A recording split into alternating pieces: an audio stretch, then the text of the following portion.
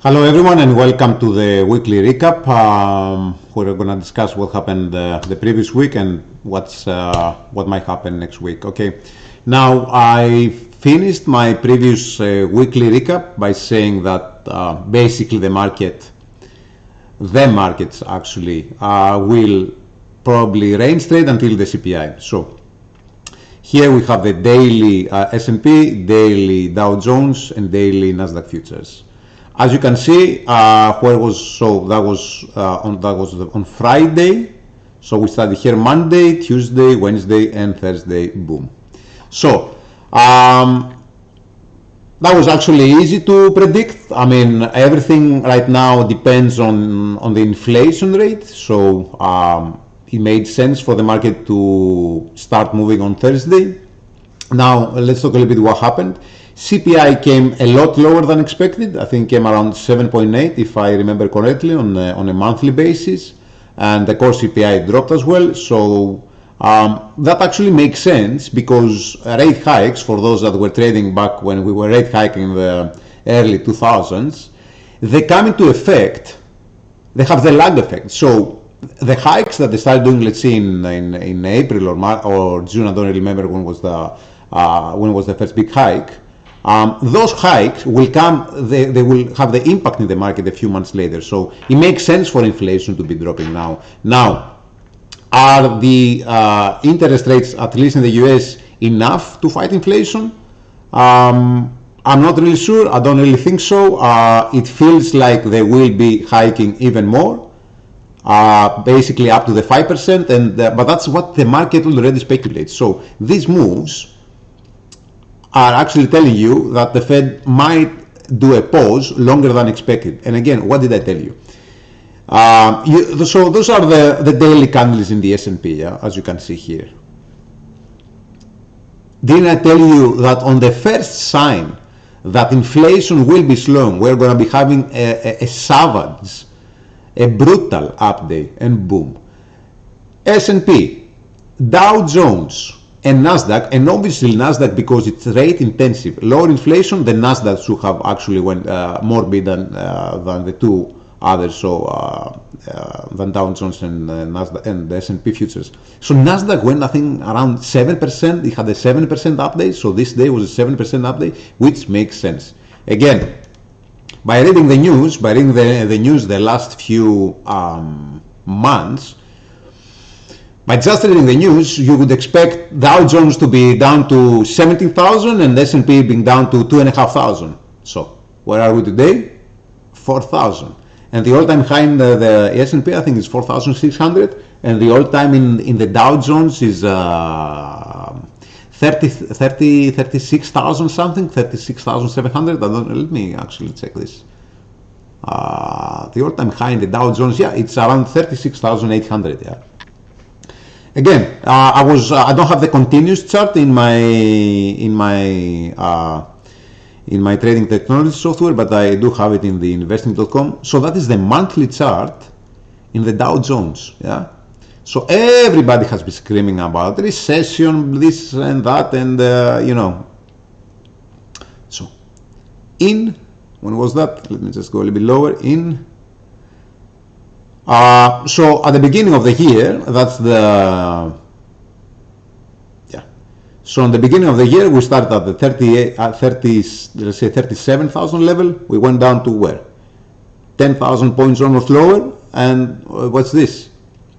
Does this chart translate into recession? No.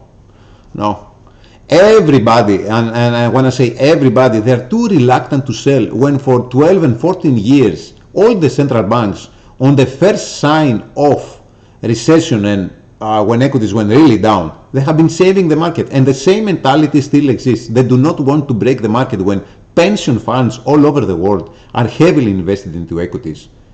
So what if equity markets crash? The pension funds are going to be crashing one after the other. Yeah, so they can't really hurt the markets too much. Everybody knows that. That is why everybody has been reluctant to sell equities, at least. Now, from my experience, since I have lived, haven't been trading on the 9/11, but I was trading in the London bombings, and I have been trading the 2008 financial crisis. Recession starts when something breaks, and do not tell me that because FTX broke from the crypto space that we have a recession. No, I have said clearly, I have nothing against cryptocurrencies, but I just believe they're too ahead of their time. So let me just bring the Bitcoin chart. Yeah, it's a future chart, the November chart, but let's have a look. So that's Bitcoin. Yeah. That's Bitcoin futures, but it pretty much resembles the move of... actually, I'm gonna do it on the investing.com. Just bear with me for a second. So,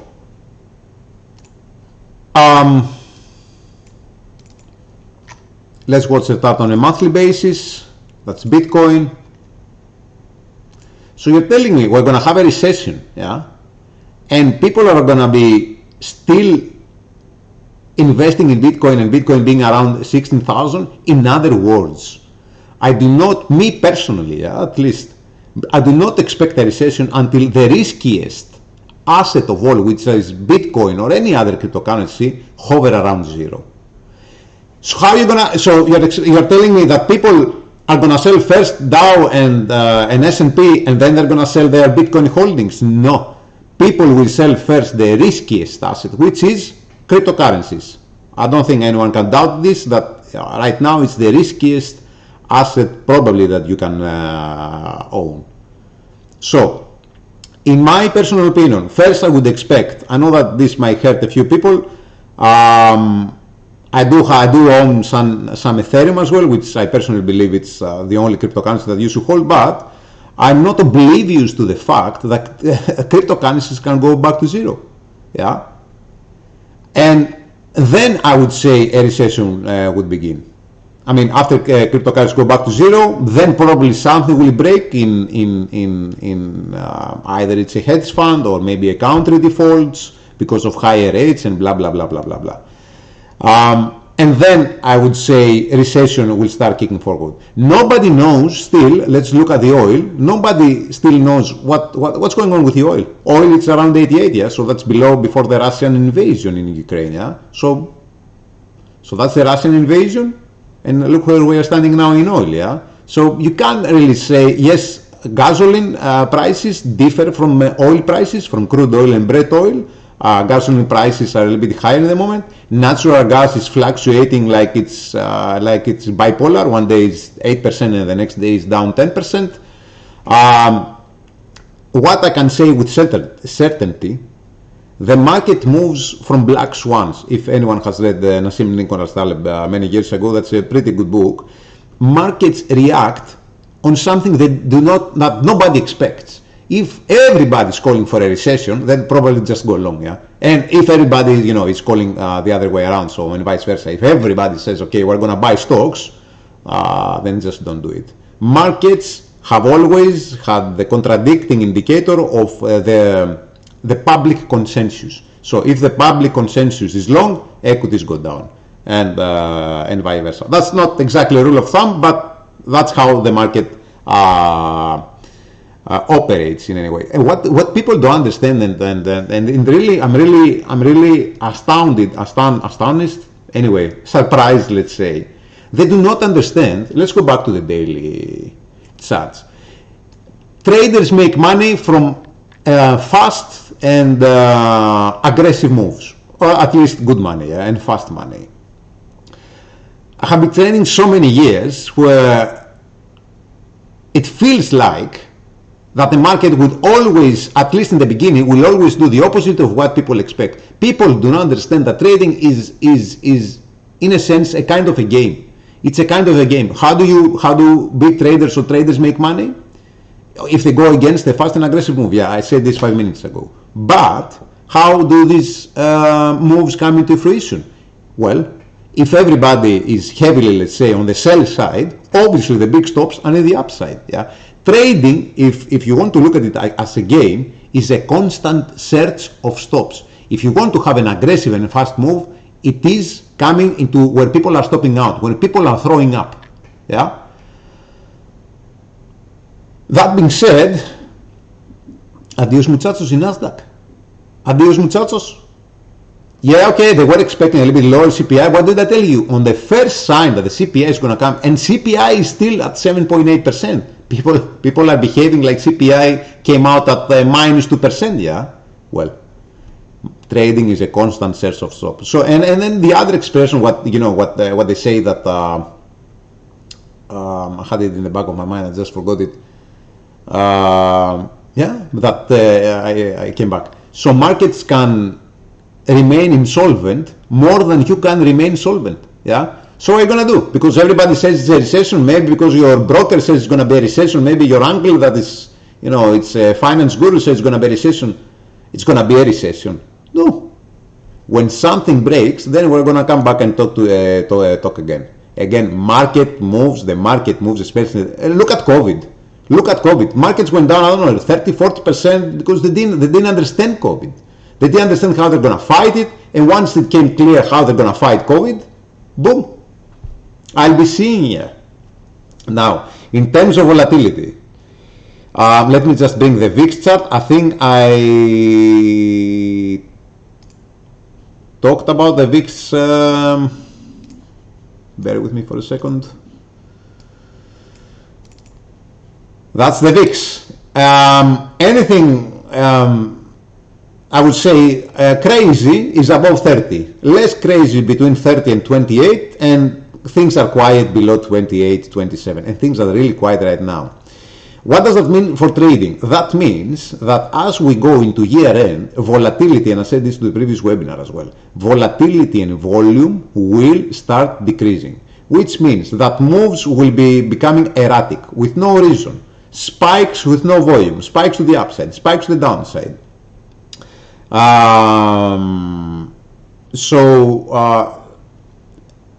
That can be translated as well. Be very careful at technicals. When you go towards year end, technicals are being thrown out of the window. If you want to trade the market normally, there has to be volume. If there is no volume, market makers or the big players are gonna crash the market either to the upside or the downside. And it's normal every December. It's normal to see some crazy moves in December with no volume at all. With no volume. Trading, I will repeat it, and I will always be repeating it. Trading is defined by volume. If there is no volume, expect nothingness and craziness. If you are okay trading with craziness, fine by me. That being said, I think right now it's a good period to concentrate as well into Nasdaq futures. Yeah, S&P futures are, I would say, they don't provide such a move. So let's watch a little bit on the hourly chart. Yeah, that's the hourly S&P. So we had a big up move. So that's every candle is 1 hour. Yeah.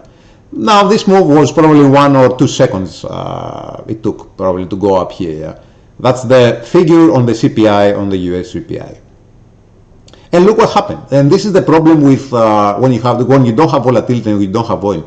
So we skyrocketed to the upside, broke all the levels like they were not existent, and it doesn't provide you any. Let's say the market we're not able yet to go back to the first Fibo.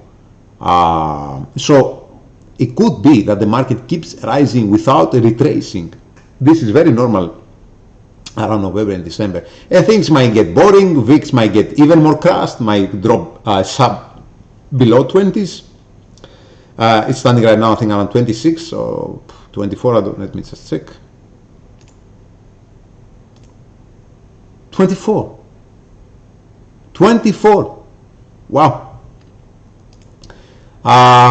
So that means when volatility is low, in my opinion, it's a good time to start working a little bit your strategies in Nasdaq. Now let's watch a little bit the bonds, and the bonds, they never lie, is what everybody says. That's where all the smart people are, but unfortunately bonds are a little bit more boring than, not a little bit more boring, a lot more boring than equities. What can you do, yeah? So that's the 10-year, and that is the 2-year on the bottom. So what has the 2-year done? Nothing much. People are still saying, wait, we just had one inflation number, yeah? I would guess like if inflation drops even further, then the 2-year is gonna skyrocket as well. The 10-year, yeah, it has moved a lot more than the 2-year, which kind of makes sense. And probably it has to retrace back to the break level, which is here. It kind of did it on Friday, but there was not enough volume to push it even further down. Again,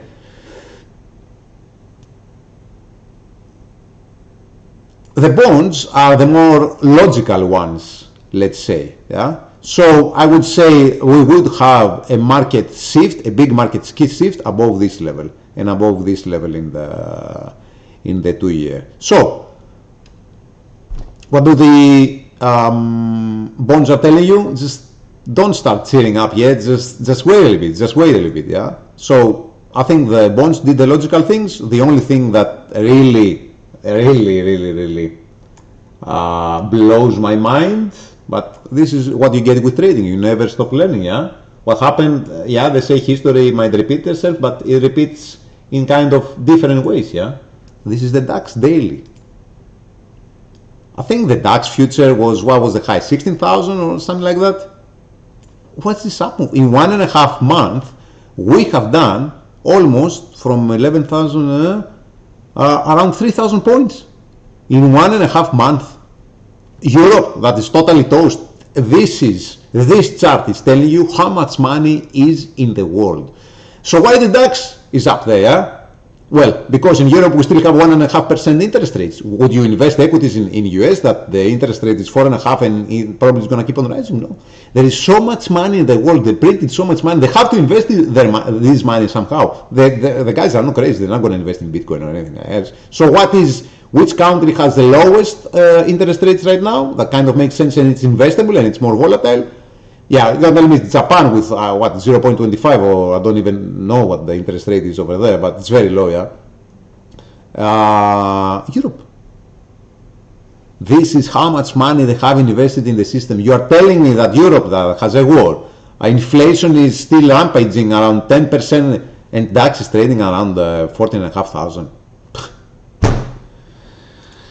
We definitely, one thing I can say for sure, we live in crazy and interesting times. Now, what might happen next week, I don't know. But what I can tell you with certainty is that volatility is going to start dropping. And do you want to talk technical? Let's talk technical before showing the figures that might come next week. Now, the only level that I see in the S&P, and I'm really interested in, is the first Fibo.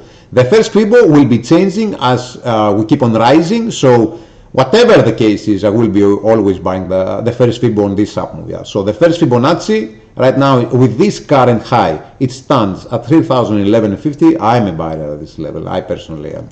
Intraday, of course, but that doesn't make any difference. Now, in Nasdaq, let's go a little bit on the daily basis. Nasdaq retraced pretty much from what? From this breakout high, and went to break now the high of 734. Now, the normal thing for Nasdaq is, where did it close on Friday? It closed at 836. The normal thing is to go back to 734, and if it's bullish,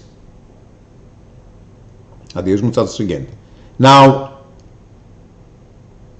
I would expect the Nasdaq to be a little bit higher, but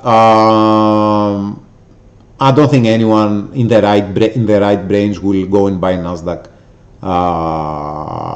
with a hiking interest rate environment. So that is why it's still hovering around this no man's land, as I call it. Between here and here, it's no man's land. Above here, it should have been more interesting, but again, volume is dropping, people are skeptical, and right now people are focused so much in day trading and event news that they don't even care for a big swing move, let's say, like steady move. People are afraid of volatility and what might happen, and they focus so much on on figures and events again.